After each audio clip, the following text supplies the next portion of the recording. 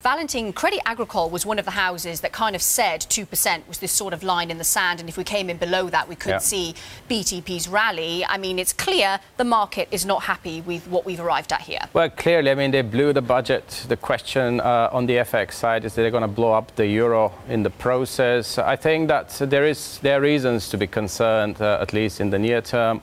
It is the case that we have both Moody's, the S&P, likely to really reconsider their outlook for sovereign outlook for Italy in coming weeks. So some cautiousness may certainly be warranted on the currency, with the euro likely to take its cue from the BTP markets in that. All that said, however, over the longer term, I would still argue that those political risks may only prove a temporary drag on the euro itself. I still very much believe there's a euro-dollar, it's a convergence trade, and turning to the ECB, so long as there is no real evidence of contagion from the BTP market to other peripheral markets, or indeed economic contagion from Italy to other economies in the Eurozone, I think the ECB remains firmly on track to normalize policy come December and down the road in 2019. So we maintain an uptrend projection for the euro, but near term, definitely cautiousness warranted.